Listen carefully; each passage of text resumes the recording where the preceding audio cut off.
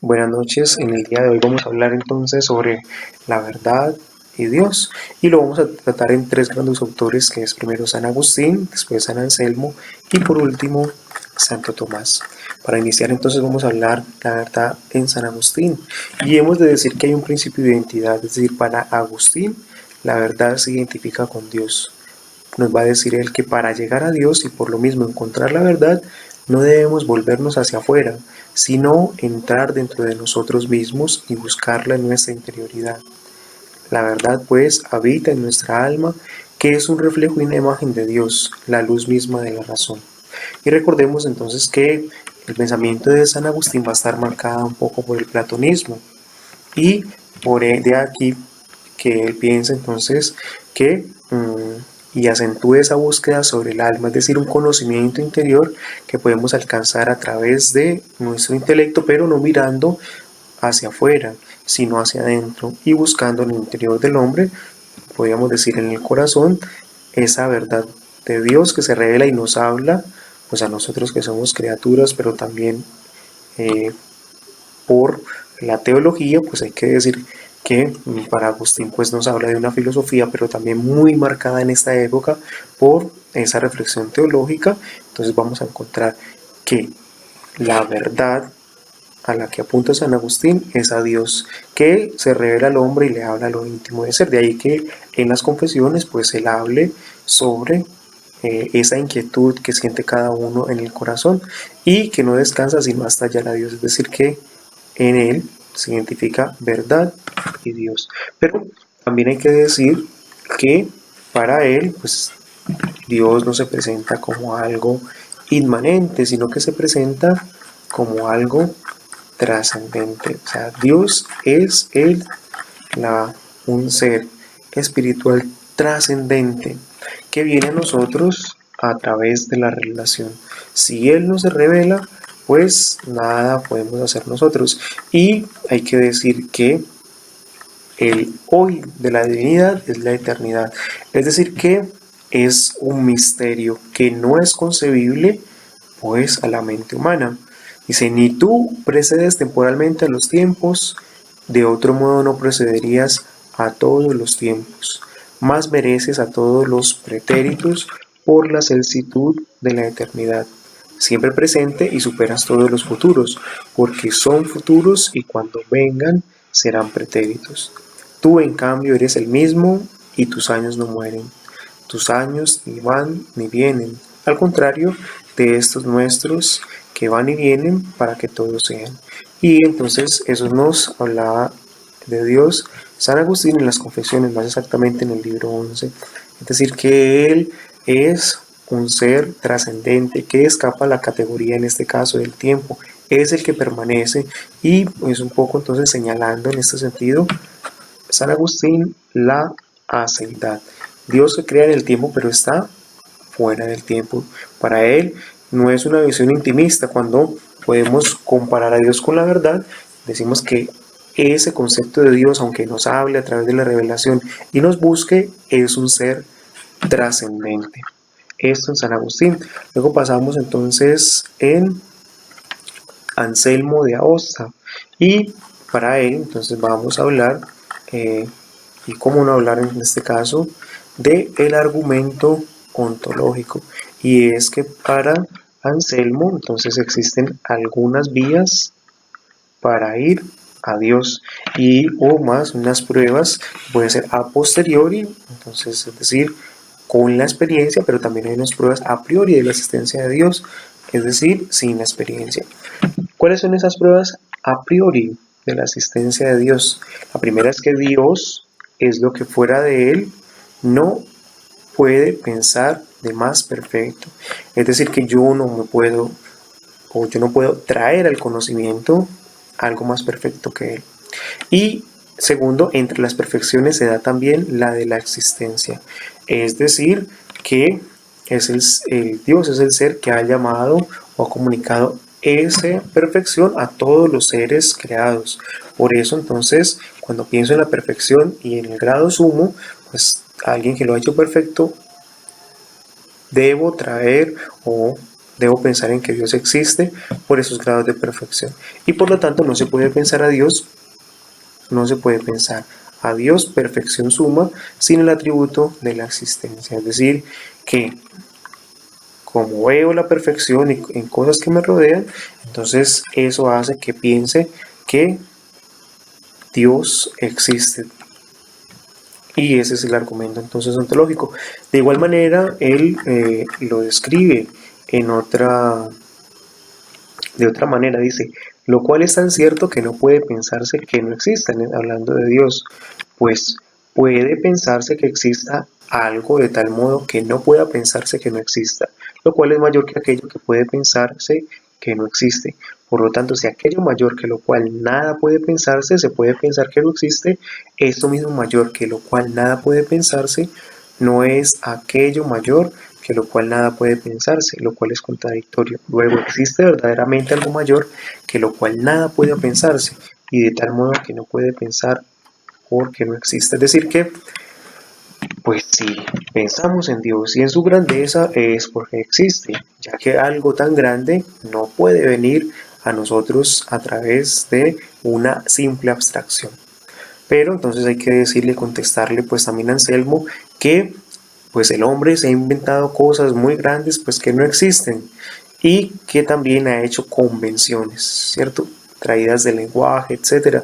Por lo que el argumento o la prueba a priori de la existencia de Dios ha sido pues debatido a lo largo de la historia de la filosofía. Y también pueden haberse unas pruebas a posteriori de la existencia de Dios. Dice, si las cosas son buenas, existe una bondad absoluta, Dios. Es decir, que entonces cuando vemos bondad en las criaturas, pues debemos pensar que hay algo o alguien en este caso que las hizo buenas y quien depende de esa bondad. Segundo, de las grandezas cualitativas que existen, se llega a una grandeza suma, Dios. O sea que hay unos grados de o el adjetivo se puede expresar superlativamente, increciendo, entonces hasta que llegamos a Dios. Tercero, todo lo que es existe en virtud de algo, por lo tanto debe haber un ser supremo, causa de las cosas. Y eso es lo que va a decir más adelante poco Santo Tomás. Y por último dice, los diversos grados de perfección que existe reenvían a una perfección suma. Entonces, en ese sentido, él dice pues que son unas pruebas a posteriori de la existencia de Dios. Es decir, que Dios es en este caso se presenta no tan claramente al intelecto, pero sí al pensar en Dios, pues debemos creer que existe, porque el ser humano no puede pensar en algo que no exista. Es como el argumento ontológico. Y en este sentido, con Anselmo va a haber un cambio, y es que él va pues a pronunciar una frase de la cual entonces la filosofía va a alimentarse. Y él dice, fides querens intellectu. Entonces la fe busca la inteligencia, y va a ser algo muy importante porque a partir de estos filósofos pues se va a conocer la escolástica, y en este caso la escolástica tomista, que va a hablar entonces de esa colaboración de la razón. Es por eso que para él la razón va a venir en ayuda de la fe, y la verdad va a ser esa búsqueda de, como va a decir el Papa Juan Pablo II después, con dos alas sube el hombre hacia el conocimiento de la verdad, la fe y la razón. Y esto se va a resumir pues, en este argumento de San Anselmo. Dice, las verdades de fe presuponen ese contenido una indagación racional. Es decir, que la verdad va a ser algo que se presenta no solamente por la vía de la fe, sino por la vía del intelecto. Y va a ser algo muy importante entonces en San Anselmo. Es decir, creo para entender, pero entiendo para creer.